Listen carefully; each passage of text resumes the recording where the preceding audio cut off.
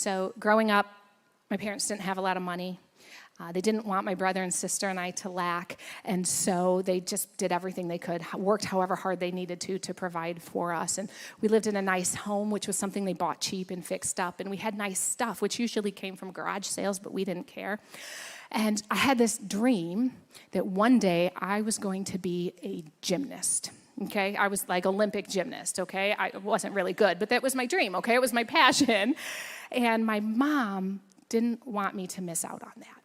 The problem was that she couldn't afford the gymnastics lessons. So what she did was she went to the gymnastics teacher and she made a deal where I could take lessons for free. In exchange, she would go after every class and clean the building for her.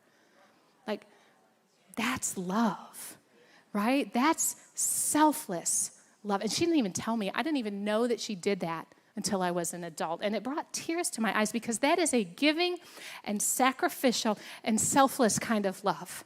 And that is the love God has for us, only on a much bigger scale.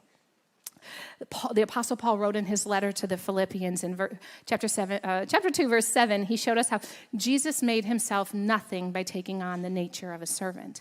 And Jesus himself tells us in Mark chapter 10 that he did not come to be served, but to serve. Well, serving requires a lot of work, right? Jesus fed crowds of people. He washed feet. He cared for the sick. He trained those who followed him. He gave encouragement, and he showed people how loved they were.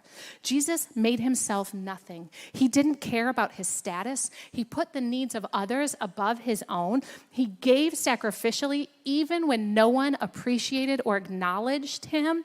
He gave up his life for another.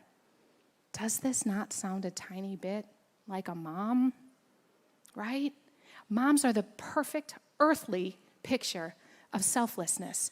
I know so many moms that work multiple jobs. They've given up their own desires and careers. They sacrifice on a daily basis. Whatever they need to do for their kids, they'll do, usually without appreciation or acknowledgement.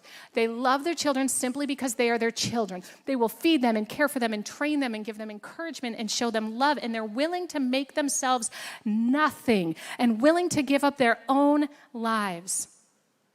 There was a mother in the Bible like this. She loved her son so much she was willing to risk her life to save him.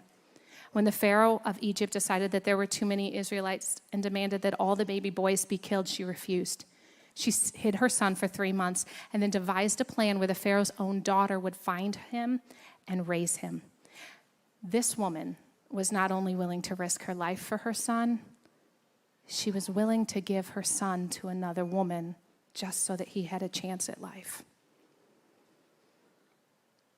If you've ever been in her shoes, I want you to know that God saw your sacrifice and that he honors you for that choice. This woman in the Bible, she was willing to sacrifice her own emotions and her own desires, and we don't even find out her name in that story. It's not until later in the Bible that we even hear her name. In his letter to the Philippians, Paul not only told us that Jesus made himself nothing by taking the very nature of a servant, but he says that we are to have that same mindset. As a mom, how many times have you eaten a cold dinner? How many times have you gone to bed late because you had to stay up and help your child with a project? Right? How many times have you skipped buying something you want because your child needed something? God sees you. He recognizes your selflessness. But I pray that you see him and that you too recognize that he is the perfect picture of selfless.